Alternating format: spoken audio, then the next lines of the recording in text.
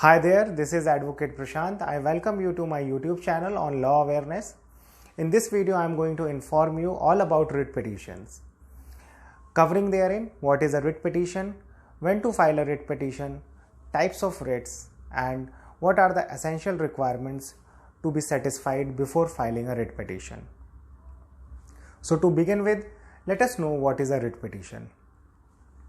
A writ petition is an application which is filed by a petitioner, that is a person, against a state or any other person raising a grievance that his fundamental right or any statutory right are being violated, and he has no alternative or efficacious remedy. As such, he is approaching the High Court. And this petition is filed under Article 226 of the Constitution of India, thereby invoking the extraordinary jurisdiction of an High Court. Talking about type of writs, talking about types of writs, then there are 5 types of writs that are issued by the High Courts, and alphabetically they would be the writ of certiorari, writ of habeas corpus, writ of prohibition, writ of mandamus, and writ of quo warranto.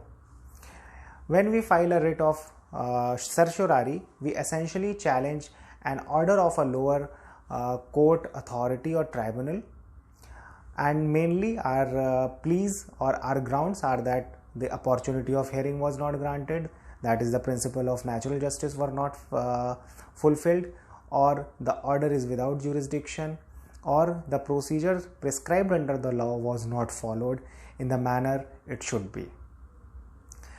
The other writ, that is the writ of habeas corpus, it is filed to challenge an illegal detention either by the state authority or by any other person. The third writ, that is the writ of mandamus, that is generally filed for a direction against a public authority to do a thing as prescribed under the law. That is, the petitioner has a right under a statute, and then there is a corresponding duty upon the opposite party, that is the respondent, but for reasons unknown, that public authority is not exercising its power under that law. So we seek a mandamus, that the authority must exercise its power under that law and give remedy to the petitioner. The fourth kind of writ petition, that is the writ of prohibition, that is filed against a public authority or private person also, that they must not do a certain act because that may be without jurisdiction, or a person may be exceeding its jurisdiction, or there is a prohibition on that person to act in that manner, or that the act is ultra vires of the Constitution or the statute itself. Like for example, section 66A has been declared ultra vires by the Honorable Supreme Court, but still many state police are registering FIR and investigating matters and harassing people. So under these circumstances, a writ of prohibition as well as a writ of certiorari may lie for quashing the FIR under writ of certiorari and for prohibiting the officer or the state police from registering any further FIR in that section. The last is the writ of quo warranto. In writ of quo warranto, the appointment of a person at a certain post, at the given post, is challenged on the ground that he is ineligible to hold that position. There are certain case laws which I have mentioned in the description list, which you can refer for knowing more on these writs. Now, what are the essential requirements for filing a writ petition? That what you must satisfy. So, before filing a writ petition, you must satisfy that you have a legal right under a statute, that is an act or a fundamental right which is being violated or which has been violated by act of the respondent.